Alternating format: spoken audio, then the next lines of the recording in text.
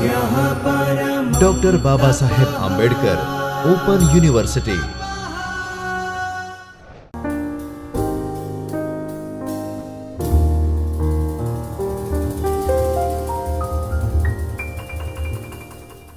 આપણે પાછળના શ્લોકોમાં ભણી ગયા છીએ, પાછળના લેક્ચરમાં આપણે ભણી ગયા છીએ કે રાજા દિલીપ એમની પત્ની સાથે આશ્રમમાં પહોંચે છે અને ગુરુ વશિષ્ઠજી દ્વારા તેમનું સ્વાગત કરવામાં આવે છે અને એમના પછી રાજા દિલીપ અને એમના પત્ની સુદક્ષિણા સાથે એમના ગુરુજીના ચરણ સ્પર્શ કરીને અને એમના આશીર્વાદ માંગે છે અને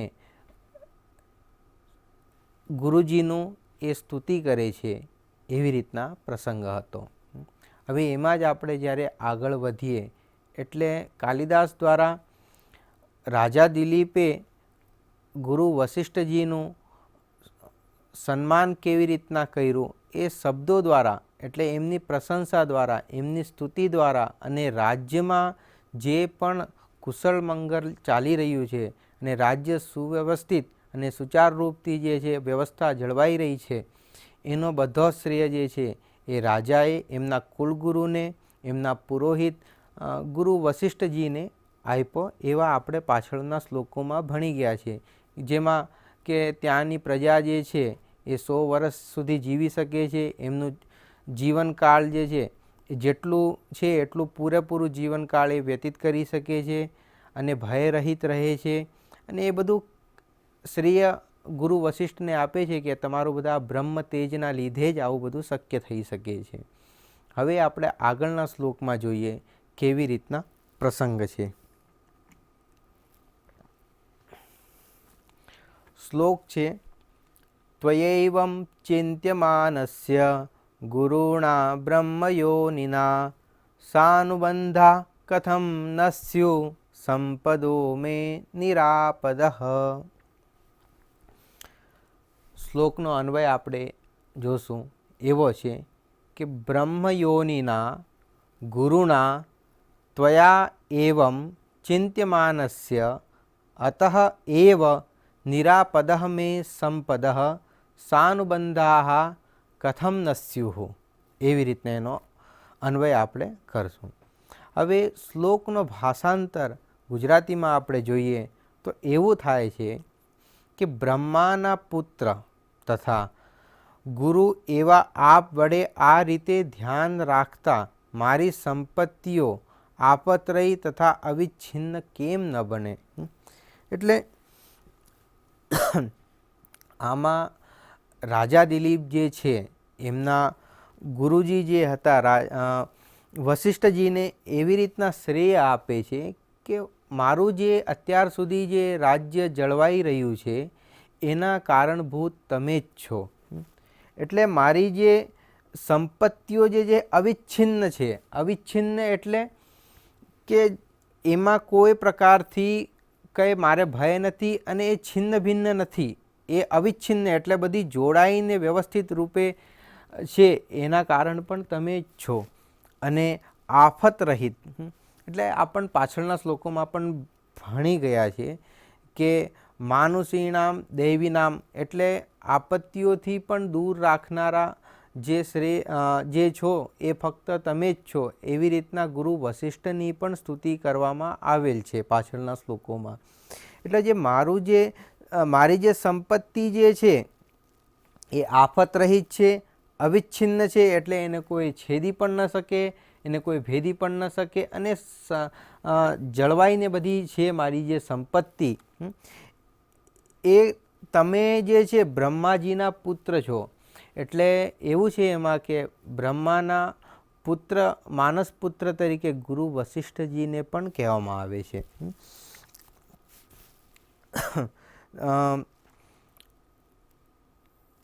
બ્રહ્માના પુત્ર તથા ગુરુ, અને આપ તો અમારા ગુરુ પણ છો।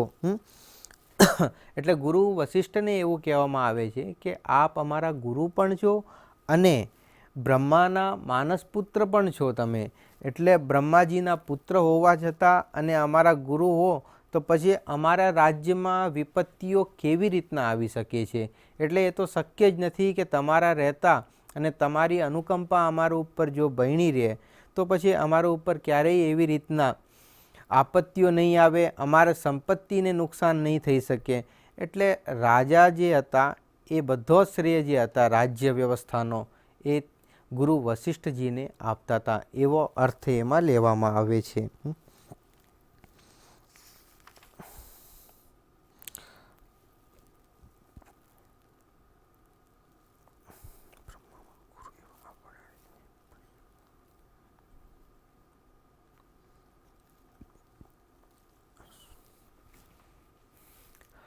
સમજૂતી આમાં આપણે એવી રીતના લઈએ કે વશિષ્ઠ મુનિજી જે હતા એ બ્રહ્માના 10 માનસ પુત્રોમાંથી એક હતા, એવી રીતના. અને અહીંયા એક શબ્દ આપણે આવ્યો છે શ્લોકમાં, ત્વયૈવ ચિંતમાનસ્ય ગુરુણા બ્રહ્મયોનિના, એટલે ત્વયૈવમ ચિંત્યમાનસ્ય ગુરુણા બ્રહ્મયોનિના સાનુબંધાઃ કથમ ન સ્યુ સંપદો મે નિરાપદઃ. નિરાપદઃ એટલે એમાં ની ઉપસર્ગપૂર્વક આપદ એવો છે, નિઃ આપદઃ નિરાપદઃ એવો અર્થ આપણે લેવાનો. નિરાપદ એટલે આપત્તિ રહિત, આફત વિનાના એવો અર્થ એમાં આવી જાય છે. એટલે રાજ્ય જે છે, રાજ્ય જે અમારું છે એ આપત્તિ રહિત છે, એનો શ્રેય ગુરુ વશિષ્ઠજીને આપવામાં આવે છે. આગળનો શ્લોક આપણે જોઈએ. હવે શ્લોક એવો છે, કિંતુ વધ્વામ તવૈતસ્યા મદ્દૃષ્ટ સદૃશ પ્રજમ નમામવતિ સદ્વીપા રત્નસૂરપી મેદિની. શ્લોકનો અન્વય આપણે જોઈએ એવી રીતના થશે, કિંતુ તવ એતસ્યામ વધ્વામ અદૃષ્ટ સદૃશ પ્રજમ મામ સદ્વીપા રત્નસુ અપી મોદિની ન અવતી. રાજા દિલીપ જે છે એ ગુરુ વશિષ્ઠજીને કહે છે, એવી રીતના છે એનો ભાવાર્થ. પરંતુ આપની આ શિષ્યવધૂમાં યોગ્ય સંતાન નહીં જોનાર મને દ્વીપો સહિતની પૃથ્વી રત્નો ઉત્પન્ન કરે છે તો પણ આનંદ આપતી નથી.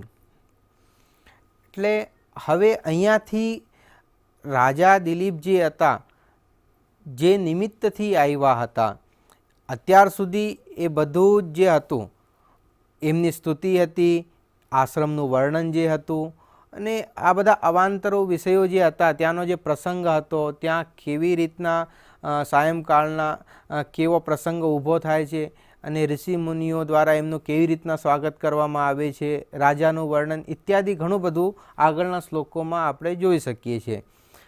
પણ રાજા દિલીપ જે હતા એ મુખ્ય કયા નિમિત્તથી એમનું ગુરુ વશિષ્ઠજી પાસે આવવાનું થયું હતું એ અત્યારે સ્પષ્ટ કરે છે રાજા દિલીપ. એમાં એવો પ્રસંગ છે કે રાજા એમ કહે છે ગુરુ વશિષ્ઠજીને કે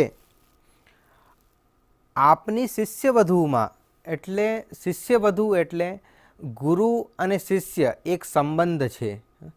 તો ગુરુથી સંબોધિત કોને કરે છે? રાજા દિલીપ. રાજા દિલીપ જે હતા ગુરુથી સંબોધિત કરે છે ગુરુ વશિષ્ઠજીને. તો એમના ગુરુ વશિષ્ઠના શિષ્ય કોણ થઈ ગયા? સાક્ષાત રાજા દિલીપ થઈ ગયા. અને એમની શિષ્ય વધુ એટલે સુદક્ષિણા એમની પત્ની, એટલે રાજા દિલીપની પત્ની એટલે ગુરુ વશિષ્ઠની શિષ્ય વધુ થઈ જશે, એવી રીતના છે. પરંતુ આપની આ શિષ્ય વધુમાં યોગ્ય સંતાન નહીં જોનાર, એટલે રાજા દિલીપ સંતાનની કામના માટે થઈને, પુત્રની કામના માટે થઈને ગુરુ વશિષ્ઠજી પાસે આવ્યા હતા. અને રાજા દિલીપ કંઈક એવું કહે છે કે આ જે છે કે દ્વીપોની જે સહિત પૃથ્વી જે છે, આ ધરતી જે છે, એટલે 7 દ્વીપો કહેવામાં આવ્યા છે. એટલે રાજા દિલીપનું તો આખા પૃથ્વી ઉપર સામ્રાજ્ય હતું, એટલે 7 દ્વીપોના જે ભરણ કરનારા અને ત્યાં રાજ્ય ચલાવનારા જે હતા એ રાજા દિલીપ હતા. અને પછી ભૌતિક વસ્તુઓમાં એવું શું ઘટે જે રાજા દિલીપ પાસે નથી? બધી જ વસ્તુ રાજા દિલીપ પાસે છે. ને જે ભૌતિક એટલે જે પૃથ્વી પર જે પણ છે એ બધું જ રાજા દિલીપનું છે, એમના જ રાજ્યમાં છે. એટલે રાજા દિલીપ એમ કહે છે કે આ બધું હોવા છતાં પણ મને આનંદ નથી આપતી, મને સુખ નથી આપતી, મને પ્રમોદ નથી આપતી, કંઈક એવો અર્થ આવે છે. અને જે રત્નો ઉત્પન્ન કરે છે પૃથ્વી દ્વારા જોઈએ આપણે, એટલે અન્ન ઉત્પન્ન થાય છે, વિવિધ પ્રકારની ઘણી બધી વસ્તુઓ જે છે રત્નો પૃથ્વીમાંથી જ નીકળે છે. સુવર્ણ થઈ ગયું કે હીરાઓ થઈ ગયા કે જે પણ જે રત્નો હોય છે બધાય એ પણ ધરતીમાંથી જ નીકળે છે. અને અન્ન જે ઉત્પન્ન થાય છે એ પણ ધરતીમાંથી જ થાય છે. એટલે પૃથ્વી જે છે એ બધા જ રત્નોને ઉત્પન્ન કરી શકે છે, એવી સામર્થ્યવાન છે. જે પૃથ્વી ઉપર હું શાસન કરું છું એવા રાજા દિલીપ જે છે કહે છે ગુરુ વશિષ્ઠને, પણ છતાંય એ મને આનંદ અને મને પ્રમોદ એટલે મને સુખ નથી આપતી શકતી. મારા મનને જે છે એટલે મારી જે આત્મા જે છે એને સુખ નથી મળી શકતો. એનું કારણ એ છે કે મારે પુત્રનો અભાવ છે, એટલે હું સંતાન રહિત છું. અને સંતાન વગર આટલું બધું મારું આ સામ્રાજ્ય જે છે એ બધુંય મને ફીકું લાગે છે. એવી વિનમ્ર ભાવથી રાજા દિલીપ જે છે એ ગુરુ વશિષ્ઠજીને પ્રાર્થના કરે છે. અને આપણે પણ જોઈએ છીએ લોકમાં કહેવામાં આવે છે કે પુત્ર સુપુત્ર તો ધન કાહેકો ઓર પુત્ર કપુત્ર તો ધન કાહેકો. એટલે ખરેખર સંપત્તિઓ હોય તો એનાથી એને સુખ એટલું બધું પ્રાપ્ત નહીં થાય. એને એના પુત્રરૂપ જે સંતાન રત્ન પ્રાપ્ત થશે એ રત્નથી રાજા દિલીપને સુખ મળશે. નહીં કે આ બધા પૃથ્વીઓથી જે બધું રત્નો ઉત્પન્ન થાય છે, જે રત્નો બધા નીકળે છે એનાથી એને આનંદ મળવાવાળો નથી. એવી રીતના રાજા દિલીપ જે છે એમની ભૂમિકા પૂર્વક અને ગુરુ વશિષ્ઠજીને આગળ આ વાત એમની મૂકે છે કે મારે આ સંદર્ભમાં તમારે પાસે આવવાનું થયું છે અને આપ કંઈક કૃપા દૃષ્ટિ કરો એવા અર્થ ઉપર છે. એટલે અહીંયા શ્લોકમાં કંઈક શબ્દો એવા આવ્યા છે, કિંતુ વધ્વામ તવૈતસ્યામ અદૃષ્ટ, અહીંયા મ ખોડો છે, તવૈતસ્યામ અદૃષ્ટ સદૃશ્ય પ્રજમ તવૈતસ્યામ અદૃષ્ટ સદૃશ પ્રજમ આવો. ન મામ અવતી, ન મામ અવતી એટલે ગમતી નથી, ન મામ એટલે નથી મને ગમતી, સદ્વીપા એટલે દ્વીપો સહિત એટલે 7 દ્વીપો સહિત, રત્નસુરપી રત્નોથી પણ પરિપૂર્ણ, મોદિની, મોદિની એટલે પૃથ્વીને કહેવામાં આવ્યું છે. એમાં કંઈક કથા પણ છે, પ્રાચીન કાળમાં એક કથા કંઈક એવી હતી.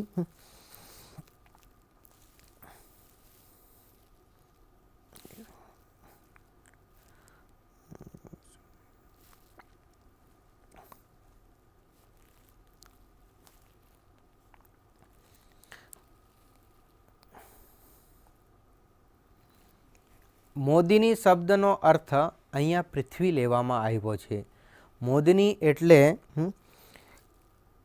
કૃષ્ણે મધુ તથા કૈટબ નામના દાનવોનો નાશ કર્યો, ત્યારે તેઓ મેદથી સમગ્ર ધરતી પર છવાઈ ગઈ, તેથી તેને મોદની કહેવામાં આવે છે. એવો પ્રસંગ છે. એટલે મોદિની એક પૃથ્વીનું જ બીજું સમાનાર્થી શબ્દ આપણે કહી શકીએ છીએ. તો આવી રીતના આનો અર્થ આપણે સમજવો છે શ્લોકનો ટૂંકમાં, કે રાજ્યમાં બધું હોવા છતાં પણ પુત્રના અભાવથી મને આ બધી જે ભૌતિક જે બધી વસ્તુઓ છે, ખરેખર પુત્ર પણ એક ભૌતિક જ કહેવાય છે, કારણ કે એ પણ પંચતત્વથી જ ઉત્પન્ન થાય છે અને પંચતત્વમાં જ વિલીન થવાનો છે. પણ આ બધાએ પણ રત્નો જે છે પૃથ્વી ઉત્પન્ન કરે છે, એના કરતાં જે મારી પત્ની સુદક્ષિણા જે રત્નને ઉત્પન્ન કરશે એ રત્નથી મને સુખ મળશે, ના કે મને મોદની દ્વારા જે ઉત્પન્ન કરવામાં આવેલ જે રત્નો છે એનાથી મને સુખ પ્રાપ્ત થવાનું છે, એવો અર્થ છે. હવે આપણે આગળના શ્લોકમાં જોઈએ.